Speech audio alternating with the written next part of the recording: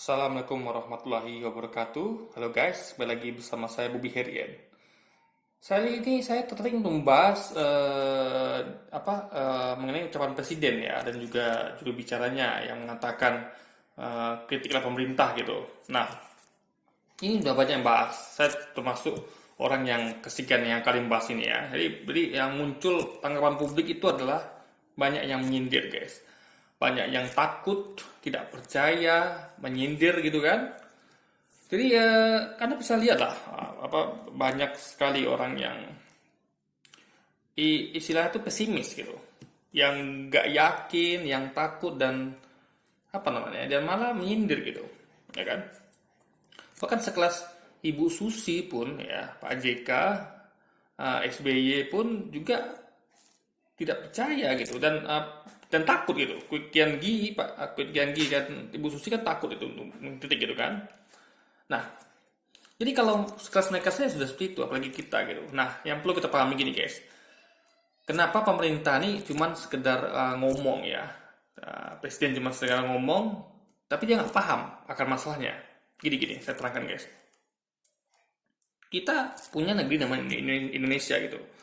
Ada presidennya, ada pemerintahnya, yang mana pemerintahannya tentu alat kekuasaan itu adalah, kalau alat kekuasaan pemerintahan itu adalah kayak kejaksaan, kepolisian, apalagi TNI, ASN, itu kan semuanya kan alat aparatur negara gitu. Alat yang bisa dijadikan alat untuk kekuasaan gitu, untuk menggebuk orang-orang yang tidak yang tidak mereka sukai gitu kan. Mereka jadi penguasa ini punya alat guys. Jadi dia bisa pakai alat itu untuk menggebuk lawan-lawan politiknya gitu. Bagi orang-orang yang selama ini keras mengkritiknya gitu kan, yang menunjukkan kebohongannya, menunjukkan apa ke apa ke apa namanya kejelekannya gitu kan. Nah, dia punya aparatur alat-alat kekuasaan gitu. Nah, jangan lupa itu nggak cukup. Pemerintah juga punya buzzer, punya pendukung yang ada garis keras juga tentunya gitu kan, yang dikit-dikit main lapor gitu. Dikit-dikit main lapor, banyak kita lihat kejadian selalu dikit-dikit main lapor gitu. Nah, jadi ada tiga elemen di situ. Ada pemerintah sendiri, ada alat kekuasaannya, ada buzzer dan pendukungnya gitu. Nah,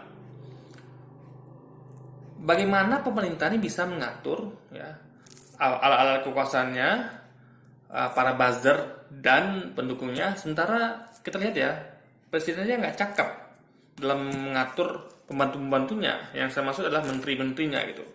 Kita tahu ya, banyak yang kita nilai menteri ini salah pilih guys. Di mana kita tahu salah pilih? Karena berapa kali tadi reshuffle gitu. Berarti kan ada kinerja yang tidak sesuai, tidak diharapkan gitu. Dan juga banyak masalah di antara pemerintah itu. Jadi mereka saling gaduh gitu kan. Mereka mengeluarkan statement yang asal gitu kan. Karena mereka sebagai pejabat publik seharusnya bisa menenangkan publik dan bisa mencerahkan, bukan malah saling bukan malah membuat kontroversi gitu. Nah, jadi untuk presiden untuk memilih pembantunya saja, ya, itu beliau kurang mampu gitu.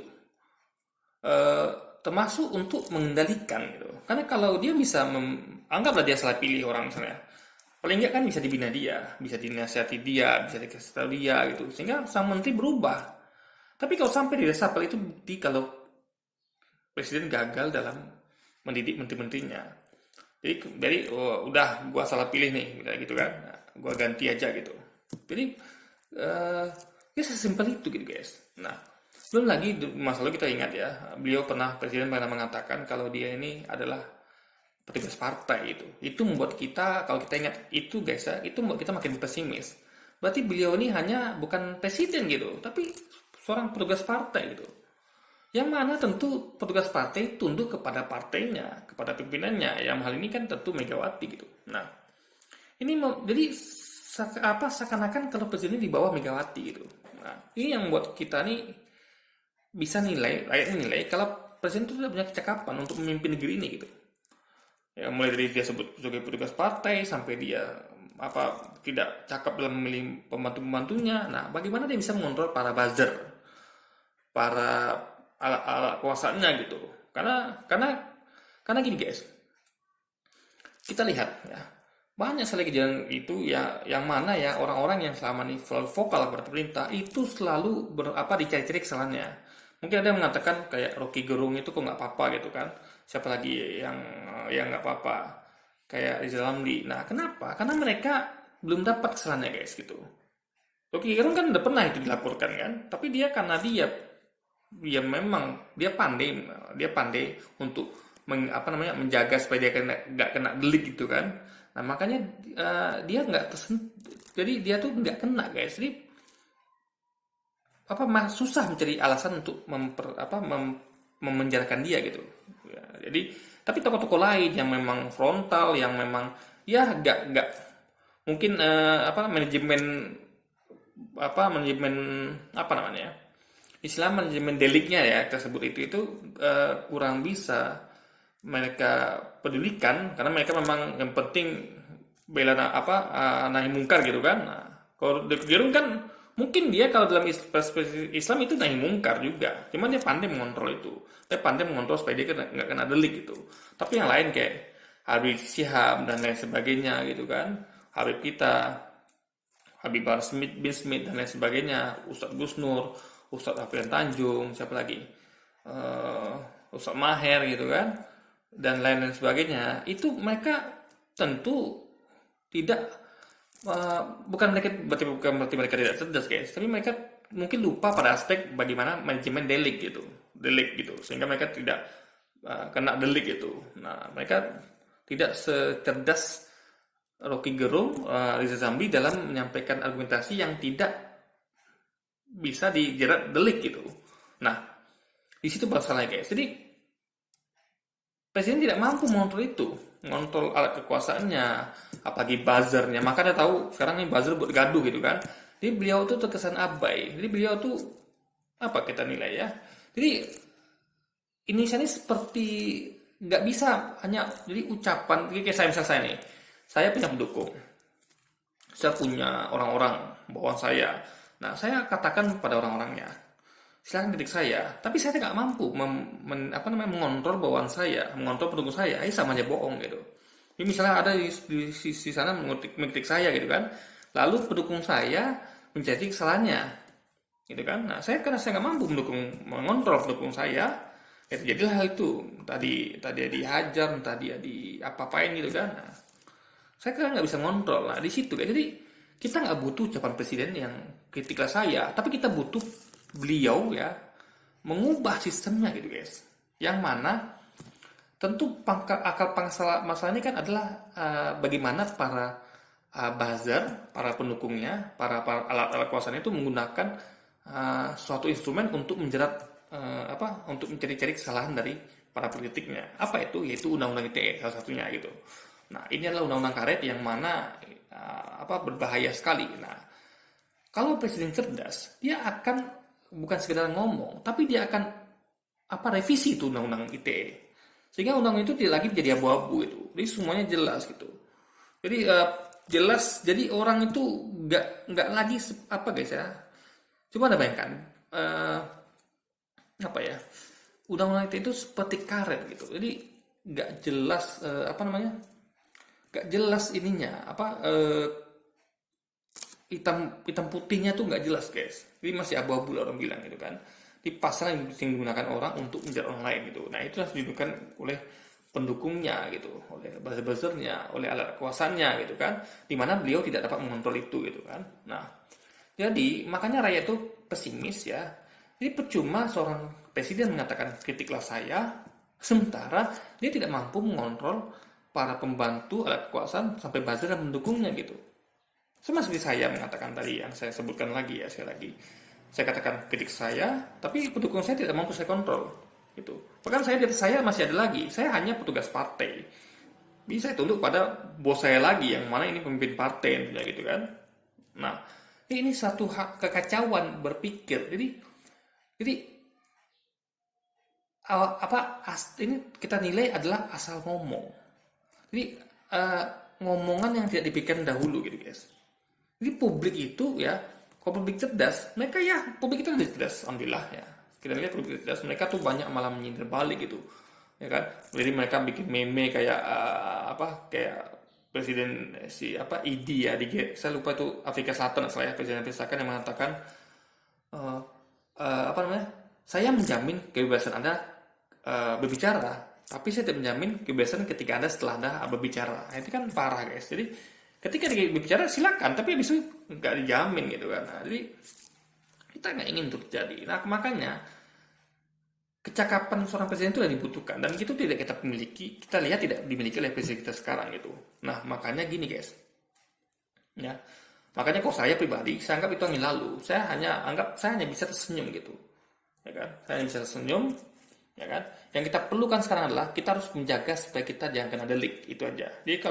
Jadi Anda kritik gitu kan, tapi belajarlah pada Bung Rocky Gerung atau Bung Zazandi supaya kita tidak kena delik gitu, karena mereka ini akan selalu mencari kesalahan kita, ya kan? Cari kesalahan kita dan menggunakan pasal-pasal karet gitu, ya kan? Bukan cuma undang-undang ITE, tapi undang-undang lain bisa mereka bahkan mereka sampai membeli hukum gitu kan. Nah, atau menggunakan alat-alat kekuasaan untuk membungkam para kritik gitu. Dan presiden tidak mampu mengontrol itu karena beliau cuek. Kita pernah lihat presiden itu mengintervensi satu kasus. Misalnya masyarakat menilai ada ketidakadilan terhadap Rizik Syihab, ya kan? Kenapa beliau kena pasal kerumunan, sementara yang lain banyak nggak kena pasal gitu. Nah itu kalau presiden itu kan harus kontrol itu, dia harus intervensi. Ini kenapa Anda kenakan ini kepada Rizik dan lain tidak gitu? Tapi kan dia diam saja. Jadi dia hanya bisa ngomong tanpa ada aksi, sehingga rakyat tidak percaya gitu guys. Jadi kenapa rakyat tidak percaya? Karena beliau ya hanya ngomong, tapi nggak mampu untuk mengontrol dan menciptakan ekosistem yang mendukung rakyat untuk menyampaikan kritik gitu. Jadi itu kenapa Pak Kwek Gandhi dan Bu Susi mengatakan takut, karena itu tadi ada alat kekuasaannya, ada buzzer-buzzernya, ada pendukungnya yang garis keras tentunya, ada alat-alat yang bisa digunakan untuk membungkam gitu kan, yang pas-pas karet. Nah itulah guys. Jadi ya kita tetap cerdas, tetap mengkritik dengan cara yang yang karena ini memang berbahaya ya, udah banyak makan korban soalnya. Kita tahu banyak pengkritik itu yang dicari kesalahannya yang sudah masuk penjara gitu kan, bahkan meninggal di dalam seperti Ustaz Maher ya, innalillahi wa inna ilaihi raji'un, beliau meninggal di dalam penjara sana. Yang lain juga banyak ulama-ulama kita di sana ya, tokoh-tokoh kita, tokoh-tokoh oposisi, aktivis ya, itu banyak sekali tahanan kekuasaan di tahanan politiknya itu kan. Jadi wajar rakyat takut, wajar rakyat pesimis, wajar rakyat menilai kalau itu cuma sekedar ucapan seperti pepatah tong kosong bunyi nyaringnya. Jadi omongan yang tidak perlu didengar, yang cukup dijadikan senyuman saja gitu, ya kan? Yang nggak perlu dipercayai dan nggak perlu diyakini. Anggap aja itu hanya sebuah guyonan gitu kan, karena toh fakta yang kita hadapi seperti itu, ya kan? Yang jadi negeri ini seperti itu gitu. Jadi tetap jaga supaya kita jangan sampai terjerat hukum ya, karena memang mereka selalu mencari kesalahan kita menggunakan segala macam cara, membeli hukum, menggunakan pasal-pasal karet, dan sudah banyak jatuh korban ya kan, yang sampai kita yang berikutnya gitu. Tapi kalau kita kena pun nggak apa-apa guys. Kenapa? Karena rakyat akan makin nilai kalau memang pemerintahan ini tidak memang anti kritik gitu. Jadi ketika kita kritik dan itu mereka tersinggung atau mereka tidak suka dan itu mereka menganggap itu malah membuka bobroknya mereka akan gunakan instrumen-instrumen mereka seperti kekuasaan, buzzer-buzzer dan pendukungnya untuk menggebuk si pengkritik gitu. Jadi kayak saya nggak perlu langsung menangkap orangnya. Saya toh punya alat kekuasaan misalnya, ya kan. Saya punya buzzer-buzzer, bisa punya pendukung gitu kan. Jadi saya pun nggak perlu memintakan mereka sebenarnya guys. Kenapa? Karena mereka sudah satu hati sama saya. Apalagi kalau orang-orang yang betul-betul menyembah gitu ya. Jadi mendewa-dewakan, betul-betul mendukung buta gitu. Nggak tahu yang didukungnya salah, tapi dia yang penting didukungnya gitu. Nah, dia nggak peduli itu. Nah, jadi kadang-kadang kita pun nggak perlu memintakan. Mereka bergerak sendiri. Nah, kita lakukan? Beliau kepala kepala negara tinggal diam saja dan cukup menonton gitu tanpa melakukan intervensi gitu kan. Nah, jadi nggak mesti harus dia memerintahkan, tapi memang dia bisa cuma menonton gitu karena memang mereka satu resonansi gitu kan, sehingga yang mendukungnya buat itu tentu mereka akan membela mati-matian yang didukungnya gitu guys. Jadi Anda harus paham akan hal ini gitu kan. Jadi ya mungkin begitu saja video, mungkin Anda ngerti ya dengan apa yang saya sampaikan ini ya. Jadi untuk menyikapi ini ya harus cerdas, komentarlah dengan cerdas, belajarlah dari Bung Rocky Gerung, Quicken apa dari Rizal Ramli dan sebagainya, bagaimana cara mengkritik yang tidak kena delik gitu guys, karena berbahaya sekali, karena kita selalu diincar oleh undang-undang apa pasal-pasal karet gitu. Oke, ini mungkin sekian dulu video kita kali ini guys. Sampai jumpa lagi di video-video selanjutnya. Wassalamualaikum warahmatullahi wabarakatuh.